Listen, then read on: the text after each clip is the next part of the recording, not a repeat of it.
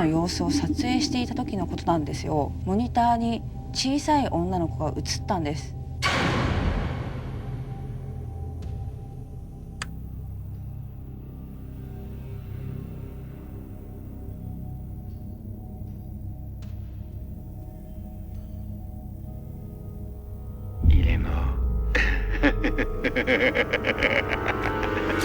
"20 Lost Movies, 7 Levels." This is the iceberg of vanished cinema, featuring films that are talked about but almost never seen.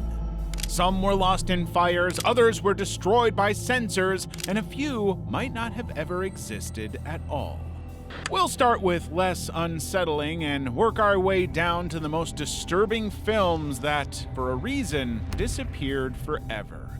Let's start at the tip of the iceberg. Level 1. Fisher's Ghost, 1924. Fisher's Ghost is often called Australia's first true crime horror film, and yep, it's just as eerie as it sounds. Released in 1924, the silent film was directed by Raymond Longford and co-written with his longtime creative partner, Lottie Lyell. They turned one of the country's most famous ghost stories, The Haunting of Frederick Fisher in 1826, into a haunting piece of early cinema. The story follows Frederick Fisher, an ex-convict who'd built a new life as a settler in Australia. One day, he simply vanished. His neighbor and supposed friend George Worrell told everyone Fisher had gone back to England. Then, suspiciously, Worrell started trying to sell off Fisher's land. Months later, a local man named John Farley showed up shaken.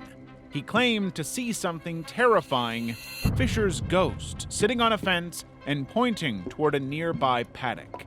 And when authorities dug up the spot, Fisher's body was found. Worrell was arrested soon after. He confessed and was ultimately sentenced to death. His life ended for the murder of the friend he betrayed.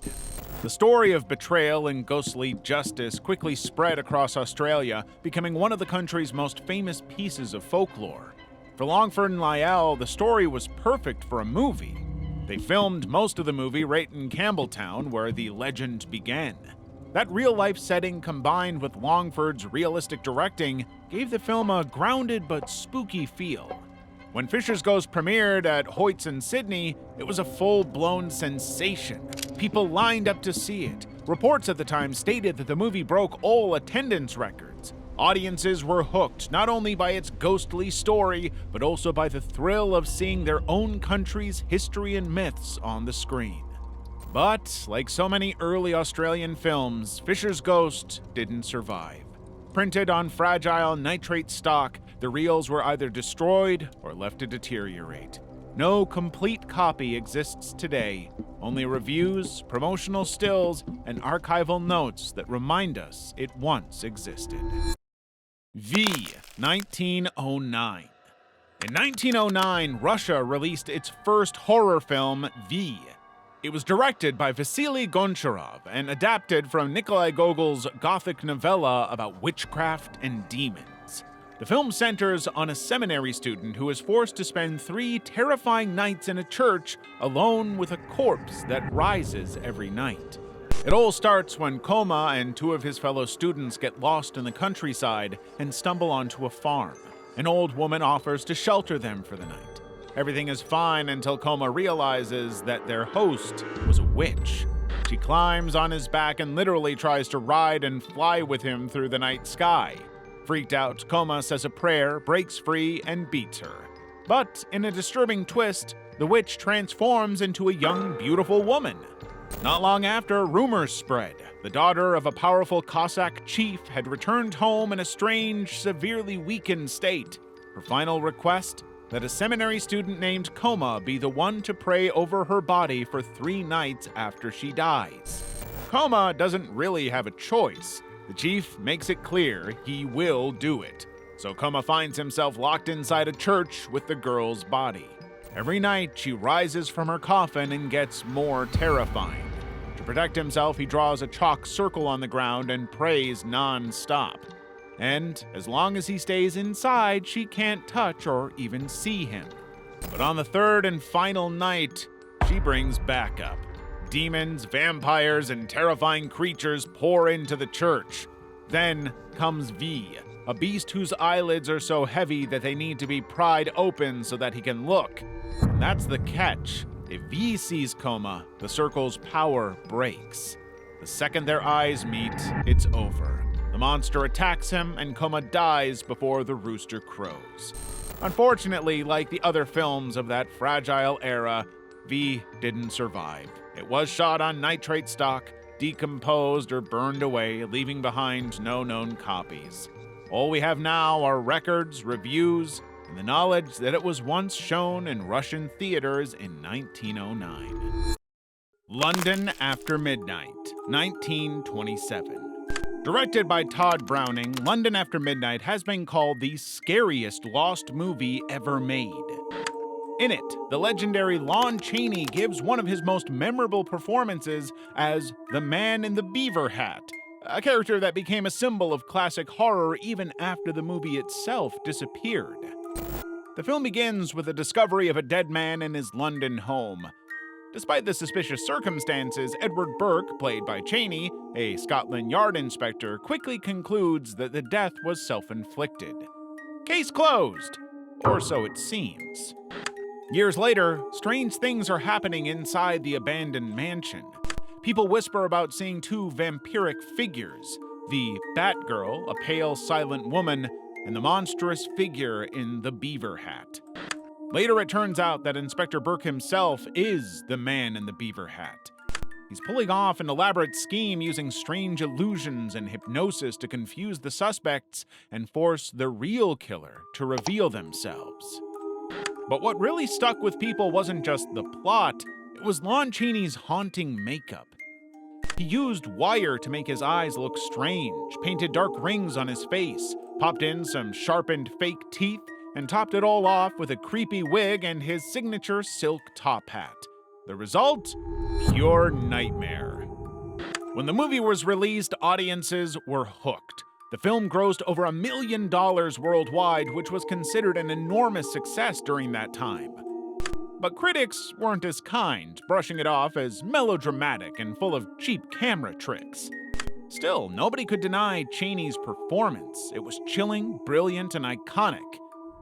And then, disaster struck. In 1965, a fire swept through MGM's vaults, destroying the film's last known copy.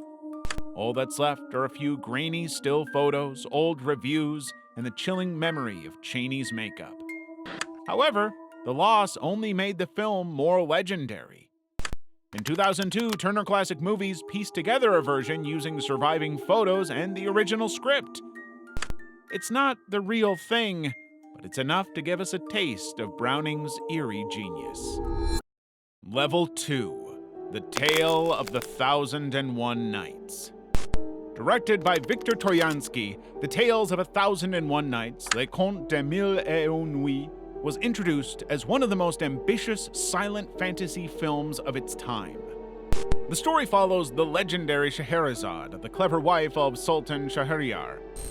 He's infamous for marrying women only to have them executed the next morning, and now it's her turn. She is set to die at dawn.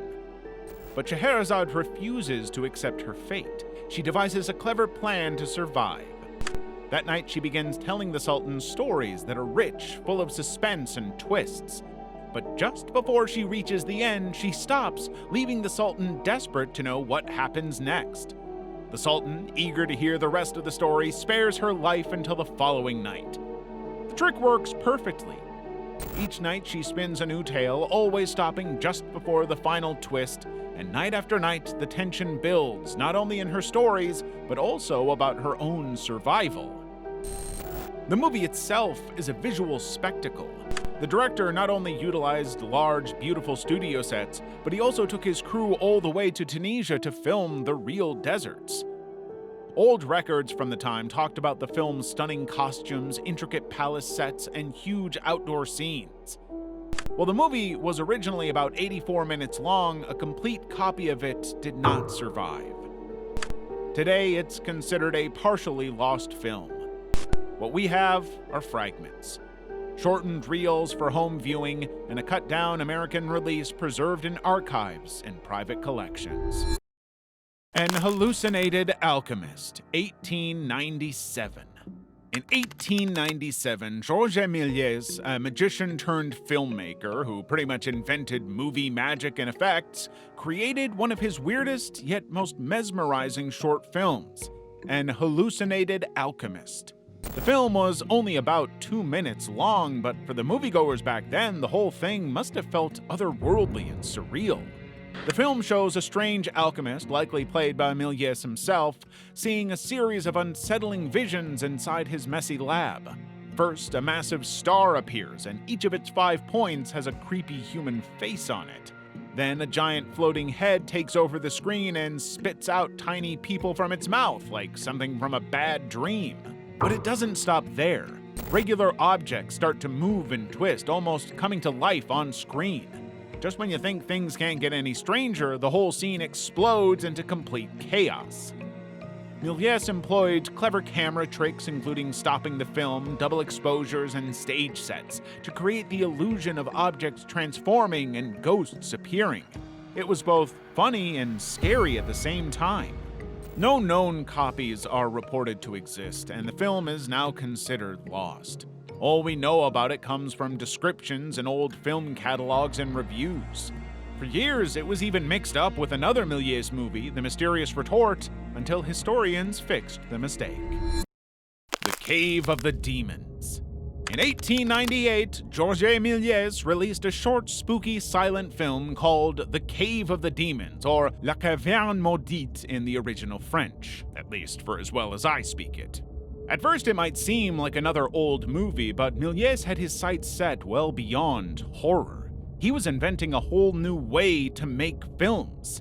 This was the first film ever to use multiple exposure to create the effect of ghostly figures, skeletons, and spectral apparitions inside a cave. Today, that may sound like basic editing, but back then, it was a total revolution. The film was produced under Méliès' Star Film Company. It was only about a minute long, but in that short time, Méliès gave the audience something no one had ever seen before: the special effects that would become a staple of horror movies. Unfortunately, The Cave of the Demons is now considered a lost film. No reels, no fragments, not even a second of film has survived. All that remains are production notes and references confirming its existence. We're always digging up films that have been erased from history, just like the one you just saw. And if you want to uncover more of these lost and disturbing stories, make sure to hit the subscribe button. You don't want to miss what's coming next. Level 3. The Unholy Night, 1929. Directed by Lionel Barrymore, The Unholy Night is a horror film based on Ben Hecht's short story, The Green Ghost. For audiences of the late 1920s, it was something they hadn't really seen before, a gothic thriller filled with seances, paranoia, and mystery. The story follows a World War I veteran, Lord Montague. One night, he was summoned to his London mansion alongside 9 of the surviving members of his old regime. Scotland Yard had brought them all together to solve the mysterious deaths of men in his regime. But instead of finding answers, the men find themselves trapped in the mansion with the culprit. The night dragged on through a series of ghostly mysteries and deadly encounters. By dawn, all of Montague's comrades were found dead. To find the suspect, they hold a seance, a ritual to talk to the dead. But the truth is far from supernatural. No ghosts were haunting the mansion. It was a greedy plot for inheritance. What made The Unholy Night stand out was its atmosphere. It was part scary gothic story and part mystery, all wrapped in the tense feeling of the late 1920s. And because the strict Hollywood production code wasn't enforced yet, the movie was able to push into darker territories than most films of its time. Today, the film is only partially lost. The sound version still survives in archives, but the silent version is gone forever. I guess unless you just hit mute. Nobody Ordered Love. Nobody Ordered Love is a British comedy tragedy film that suffered a fallout after its completion. In fact, its own director, Robert Hatford Davis, took the film out of circulation and ensured it disappeared from existence.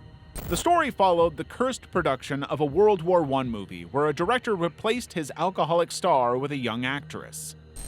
Naturally, his decision sparked jealousy, betrayal, and tragedy. The film portrayed the film industry itself, exposing its egos and exploitation. But the absolute horror came after the cameras stopped rolling. The film received minimal promotion and was barely screened in 1972, with audiences reportedly ignoring it. With great disappointment, Hatford Davis allegedly recalled every surviving print. And when he later moved to the United States, he is said to have taken the reels with him. After he died in 1977, the film vanished completely, and no copy has ever been found. However, the film's disappearance has only made it a legendary movie. In 2012, the British Film Institute received the original shooting script through an anonymous donation, offering a glimpse into its dialogue and story.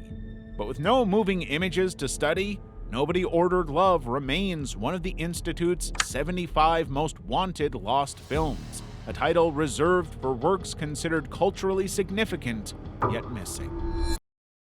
The Hunchback and the Dancer. The Hunchback and the Dancer is a 1920 film written by F.W. Murnau.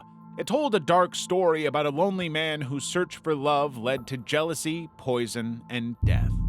The film followed James Wilton, a hunchback who was already scorned and ridiculed by women. However, his life changed significantly when he discovered a diamond mine in Java and became wealthy. Then he fell in love with Gina, a beautiful dancer still recovering from a broken engagement. At first, his love for her appeared sweet and protective, showering Gina with gifts. But then, Gina started reconciling with her old boyfriend, and when Wilton found out, his love changed into obsession. He secretly poisoned her lipstick so that any man who kissed her would die, first her fiancé and later her lover. Eventually, Gina realized the terrible truth. In a final chilling twist of the film, she used his own poison against him, tricking Wilton into sealing his own fate with a single deadly kiss. The movie premiered in Berlin just as a new style of horror was taking over cinema. But unlike other famous films from that era, this one disappeared, likely lost to war or simply to the passing of time. All we have now are a few small pieces, old reviews, notes about the story, and hints of what the film used to be. The Son of Satan, 1924. In the 1920s, a visionary African-American filmmaker, Oscar Micheaux, set out to make his most daring film yet, A Son of Satan. To give the movie a truly chilling feel, he filmed in a 200-year-old house in the Bronx, adding an authentic, haunted atmosphere to the story. The plot begins with a simple but terrifying dare. A man bets he can spend the night inside a haunted house. But the dare escalates into pure horror. The film reportedly showed disturbing acts of violence and racist images, themes that the laws of the time deemed controversial. Micheaux was known for his signature style, blending horror with social commentary. In this film, he used horror themes to expose racial tensions and social taboos of that time, including references to interracial relationships. Experts even pointed out that the film allowed black audiences to view horror differently. The real monster wasn't a person of color, but the racism and violence they had to deal with daily. When the movie was released, it faced severe censorship. Authorities in New York rejected it due to its violence, especially in scenes that involved women and animals. Virginia's censors outright refused it for even mentioning interracial relationships. In some states, the title alone was enough to get it banned. Some places even reportedly had police storming theaters on opening night and seizing the film to enforce the ban. And sadly, today, no copy of Son of Satan is known to survive. Level 4. The Fourth Reich. The Fourth Reich is a most awaited horror film from the British director Sean Robert Smith. Announced in the late 2000s, the film promised to mix war drama with raw horror. It drew inspiration from the real events of World War II, but added a terrifying twist: fictional Nazi experiments. The film was talked about for years, but then it just disappeared. The plot was about a group of British soldiers who, after D-Day, find a secret Nazi lab. Inside, they discover twisted experiments aimed at creating a new type of super soldier, a Fourth Reich. Their war mission quickly turns into a nightmare as they face something unnatural. When rumors about the cast came out, horror fans were thrilled. People like Sean Bean, Sean Pertwee, Doug Bradley, and even Tom Savini were reportedly involved. This looked like a serious movie, not just another cheap zombie flick. According to the director, the script underwent numerous changes, from zombies to found footage, before evolving into something darker and more serious. But then, nothing happened. There were even whispers of a release date, but no film ever came out. Different companies got involved over the years, each pulling the project in a new direction, but eventually it just stopped. By the mid-2010s, the Fourth Reich went quiet. Although it was never officially cancelled, it's clearly not happening anytime soon. Robbing Cleopatra's Tomb, Cleopatra, is another masterpiece from Georges Méliès.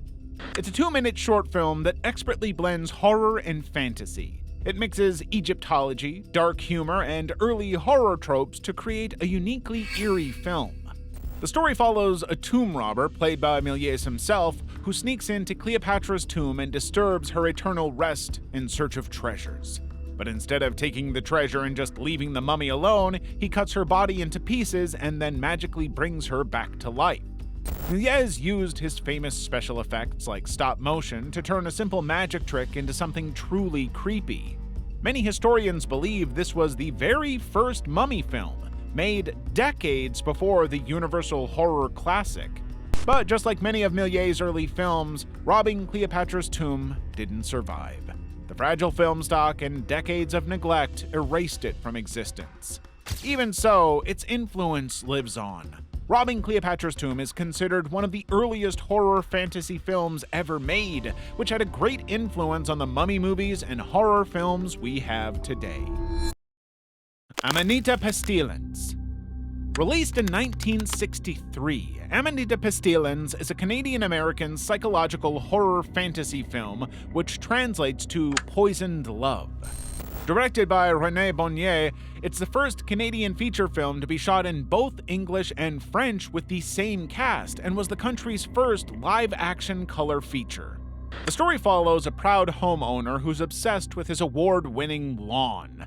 One morning, he notices something spreading across his flawless green lawn, a strange, poisonous fungus, the Amanita mushroom. At first, he tries to get rid of it like any ordinary gardener would, but the fungus keeps returning, and soon he finds himself fighting to control his yard. The man becomes obsessed and desperate to wipe out the mushrooms no matter the cost. But by doing so, his mind starts to fall apart. His paranoia grows and he pushes away his family and neighbors. His perfect lawn, once a sign of a good life, becomes a war zone. More than just a story about fungus, Amanita Pestilens was a psychological horror with a more profound message. Bonnier wanted to show how trying to fit in and hiding your true feelings could eat away at a person from the inside. The perfect suburban life wasn't as good as it looked. It could also hide fear, weakness, and madness. But despite its bold ideas, Amanita Pestilens was not a success. It had a minimal release and was only seen by a few people. Because no one made an effort to preserve it, the film was quickly forgotten. Today, only scattered fragments of it remain in film archives, old reviews, and accounts from those who saw it. Il Mostro di Frankenstein. Directed by Eugenio Testa, Il Mostro di Frankenstein is the first known Italian film adaptation of Mary Shelley's Gothic novel Frankenstein, released in 1920. This ambitious silent film brought Shelley's classic tale to the big screen, a bold cinematic move, but sadly, it did not survive. Not much is known about the movie's exact story, but reports suggest it followed a familiar path. A scientist breaks the rules of nature to create life, but is ultimately destroyed by his own creation. Unlike the later versions that focused on action, Testa's movie went deeper into the sad and gruesome parts of Shelley's original story. This made it a darker and more unsettling film than people were expecting. But like many Italian silent films, it suffered from fragile nitrate stock. limited distribution, and poor preservation. Over the decades, it simply vanished. No copies, no scripts, and only a few mentions in old records and reviews. A single poster still exists. We can only guess what it looked like, but it was likely full of shadowy sets, dramatic acting, and the sharp contrast of light and dark common in silent horror films of that era. Historians now consider its loss especially tragic, since it might have revealed how Italy interpreted one of literature's most enduring horror stories years before Frankenstein became a Hollywood icon. Level 5. Al Raun. Released in 1928, Al Raun is a Hungarian science fiction horror film directed by Michael Curtiz. It's the first movie to adapt Hans-Heinz Ewer's wild 1911 novel, a strange and scandalous story that mixed science, magic, and horror. Even by today's standards, the plot remains quite remarkable. It follows a brilliant but unhinged scientist who becomes obsessed with heredity and decides to create life through an unconventional means. He uses a mandrake root, which is believed to contain the seed of a hanged man, and uses it to impregnate a And from that eerie experiment, Al Raun was born. She's a stunning, beautiful woman, but has no moral compass whatsoever. She spreads madness, corruption, and death everywhere she goes. Early reports describe Al Raun as a femme fatale born from sin. Unfortunately, Al Raun disappeared. It was shot on old, flammable film, and Hungary's film industry didn't survive the chaos between the world wars. Today, no copies of the movie are known to exist. All that was left were old posters, notes from the production, and a few mentions in old records. But the story itself didn't die. Germany remade Al Raun in 1928 and 1930, with actress Brigitte Helm turning the Al Raun character into a well-known figure. The Dungeon. In 1922, Oscar Micheaux released The Dungeon, his very first horror film. He wrote, directed, produced, and distributed the film himself. Inspired by the Bluebeard legend, it combined gothic suspense, political corruption, and racial commentary in ways that no other filmmaker of the era dared attempt. The story followed Myrtle Downing, played by Shingzi Howard, a young black woman forced into marriage with a corrupt politician, Gyp Lasseter. Myrtle's true love is the lawyer Stephen Cameron, but she soon learns the terrible truth about her husband. Lasseter is a bigamist, hiding his former wives in a secret underground dungeon whenever they threaten to expose him.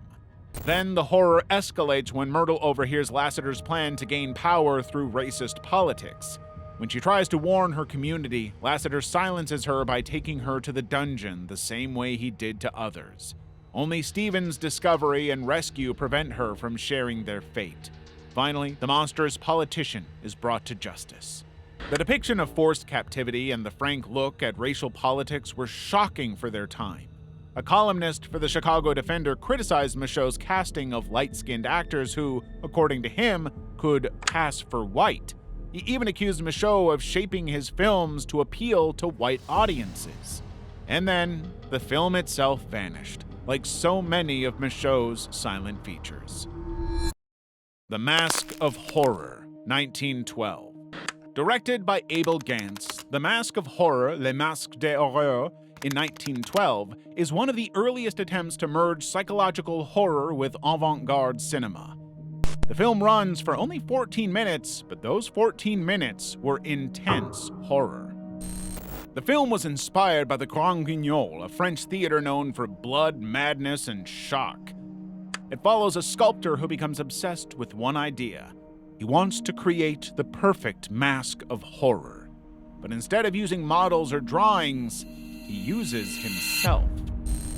He uses dangerous methods to contort his face into a terrifying expression, then he lights an oil lamp to make the scene more dramatic, yet still, he's not satisfied. In his final act, he drinks poison just to feel the pain and to see what it does to his face. His body twists and his face contorts in agony, and in that horrible moment, he got what he wanted, the perfect look of suffering and the ultimate mask of horror. The lead actor was Edouard de Max, a big name in French theater at the time. A few others were in it too, like Charles de Roquefort and Florel. But even with all that talent, the film had problems. Old reports say the film reel got damaged during processing. It rubbed against a wooden drum which distorted the images. Just one example of how fragile early movies really were. However, like so many films of its time, the mask of horror has disappeared. No copies are known to survive, and no archive has claimed a print. All that's left are old reviews, summaries, and tales about how this silent movie portrays pain, madness, and death. Level 6. The System of Dr. Goudron. Released in 1913, The System of Dr. Goudron et du Professeur Plume was the first feature-length French horror film created.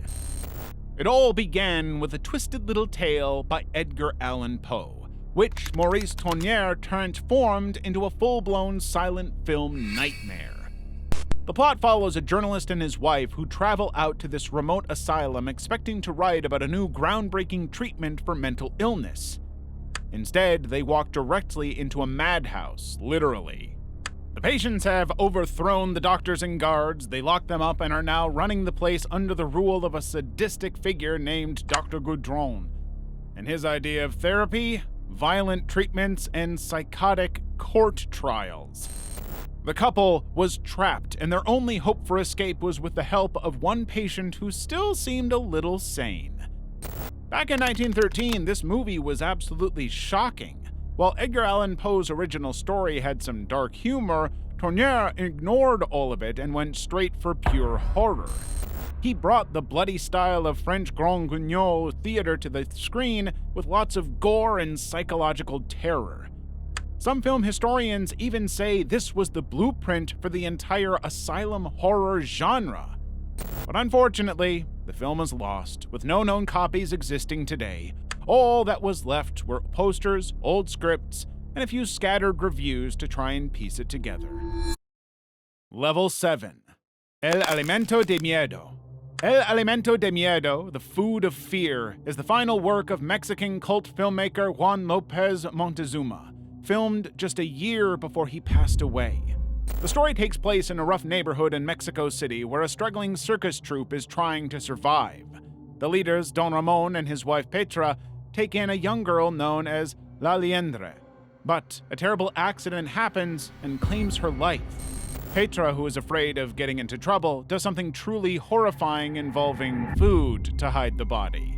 She cooks it into tamales and sells them on the street. This shocking plot was inspired by a real-life crime story from the 1970s about the killer tamale maker. Almost no one got the chance to see the film. For years, it vanished, only popping up now and then like a festival in Mexico City back in 2006.